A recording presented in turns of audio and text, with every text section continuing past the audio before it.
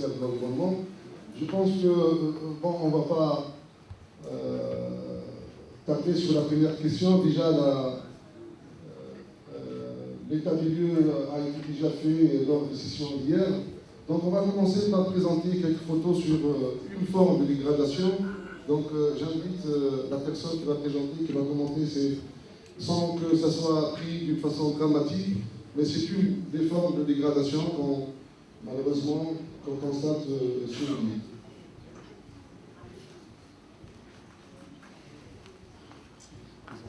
Bonjour, je m'appelle Christine Bourlaise. Je suis à moitié habitante sur l'île et à moitié habitante encore en France. Je ne suis pas encore retraitée, ça viendra. Mon plaisir avec mon mari, c'était de voir nous installer ici pour plus tard. Ces photos n'ont pas été prises au fait pour faire quelque chose de négatif de l'île. J'ai pris ces photos avec une amie décoratrice tunisienne suite à des visites que moi j'ai eues par des amis qui sont venus me voir et qui m'ont dit, écoutez, ta maison est très jolie, l'île est très jolie, mais quand on se balade, on ne voit que la saleté. Est-ce que tu peux nous expliquer ça? Je pense que les gens, même à 129 € la semaine, n'ont pas mérité ça. Je pense que s'il y a une chose à faire, c'est de retrouver un tourisme de qualité, puisque l'île, effectivement, n'est pas grande. Donc autant de faire que de la qualité sur l'île. Je pense que c'est par là qu'il faut commencer. Que même si l'île est simple, qu'elle soit propre. Merci beaucoup. Merci. Donc, pour la première partie, qui veut commencer pour nous donner un petit bilan assez rapide, qui apprécie un peu l'état des lieux de l'écosystème insulaire? C'est le son. Un état des lieux rapide. Très rapide. Très rapide. Quelle tâche difficile maintenant. حقيقة المنظومة الجلبية هي ثرية ومتنوعة، ولكنها مع الأسف الشديد انتابها وأصابها ما أصابها خاصة في العقود الأخيرة، حتى كما شاهدتم الصور التي قدمتها السائحة والتي لا تليق بجزيرة الأحلام، فإنها تلك الصور تعبر عن مناظر مروعة لا نقبلها، لا نقبل أن نراها بجزيرة الأحلام، فهي تولي مع جزيرة الأضغاث، des cauchemars, ça donne des cauchemars quand on voit de telles images dans notre île merveilleuse. Mais je voulais, si vous permettez, vous pouvez passer mon diaporama, parce que j'ai concilié, comme on dit, après avoir vu le revers de la médaille, je voudrais montrer à travers mes propres images ce que l'île mérite d'être. En effet, l'écosystème verbien, il est simple et à la fois complexe. Car après tant de civilisations, j'allais dire le modèle qui a été enfin réalisé, le modèle d'équilibre, il va montrer un écosystème tout à fait en équilibre. De quoi est fait? Si on fait une coupe depuis la côte jusqu'à l'intérieur, on passe par d'abord une frange de dunes, de plages merveilleuses, et au fur et à mesure qu'on avance à l'intérieur, on va passer à travers une frange tout à fait naturelle de palmeraies extraordinaires qui ensuite sont suivis par des réalisations humaines, les menuiseries, Excusez-moi, ensuite le grabat. excusez-moi. L'écosystème, Est-ce que vous pouvez aller directement pour nous caractériser l'état aujourd'hui? alors l'état d'aujourd'hui, c'est un état cauchemardesque. Car, qu'est-ce qu'on constate? Une urbanisation anarchique à travers la rame, à travers la forêt d'oliviers millénaires et de palmiers. On trouve beaucoup de palmiers calcinés. Le caroubier dont a parlé mon ami, c'est le caroubier millénaire a été brûlé dans la région de Ouara. C'est un monument qui a disparu, malheureusement. On n'a pu rien faire. Qu'est-ce qu'on trouve? On trouve les biotopes qui sont les tabias. Les tabias qui encadrent les chemins vicinaux à l'intérieur de l'île sont détruits pour être transformés en murs aveugles. Les dunes, très importants habitats et biotopes de l'île et d'importance méditerranéenne, voire internationale, sont bouleversés. Donc, qui est à l'origine de cela? Merci.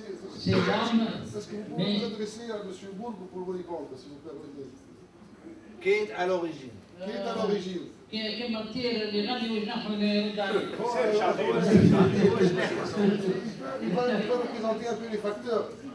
Mais j'ai demandé qu'on passe le diaporama, s'il vous plaît. Ah, d'accord, il y a un problème technique alors. Sans cela, vous pouvez avoir toutes les idées sur Djerba, mais l'écosystème, vous passerez à côté. Voilà, c'est ça. Un schéma de discours.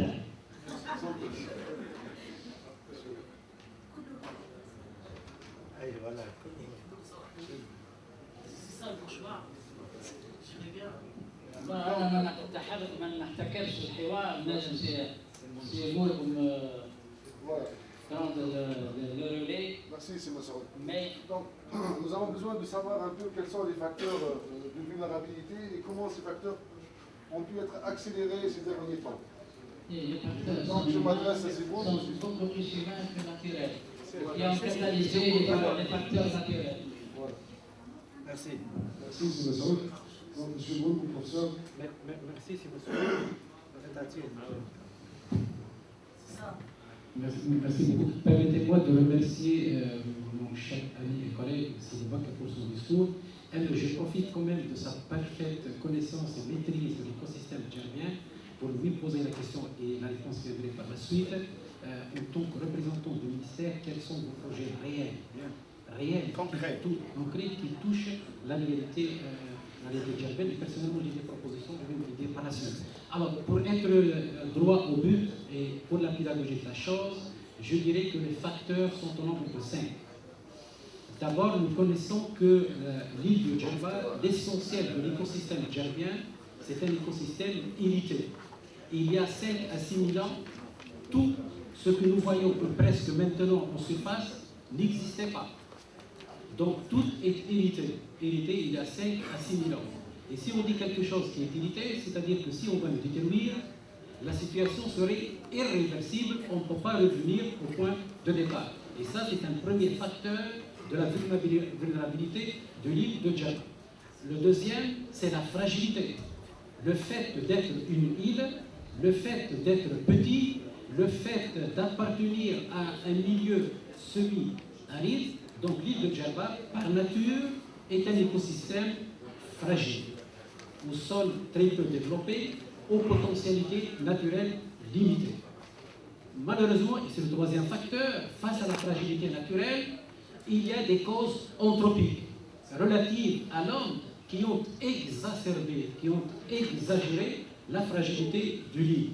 Et je cite en particulier la surexploitation, parce qu'on a demandé de ce milieu beaucoup plus qu'il ne peut produire. Avant, c'était l'équilibre, parce qu'il y avait une exploitation rationnelle qui ne dépassait pas les potentialités de l'île. à partir des années 60, quand Djerba a commencé à connaître des mutations bouleversantes, donc aussi bien l'espace marin que l'espace littoral, qu'à l'intérieur de l'île, il y a eu un déséquilibre et donc les problèmes ont commencé à se manifester.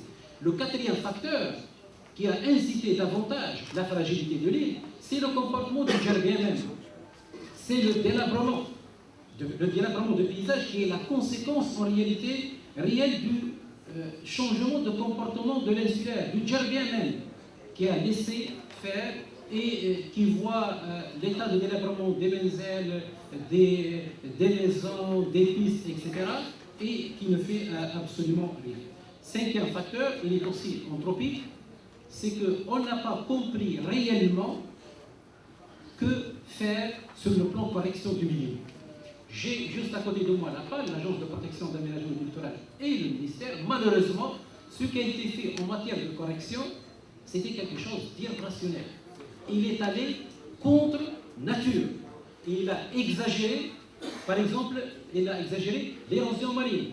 Les choses qui ont été proposées pour corriger le littoral, c'était des choses mal faites. Et les résultats, donc, étaient des résultats malheureusement négatifs. Voici donc, d'une façon très brève, les 5 facteurs qui caractérisent la fragilité de l'île. Merci. Merci, professeur. Donc, compte tenu de cette complexité, de cette fragilité, comment on peut envisager donc, des solutions de conservation? Bon, de conservation, peut-être ailleurs, on a fait beaucoup de conservation. Le plus important, le plus difficile, peut-être, c'est la valorisation. Donc, est-ce que je peux demander à M. Arad comment il peut imaginer une approche peut-être à la fois de protection et de conservation et en même temps de valorisation?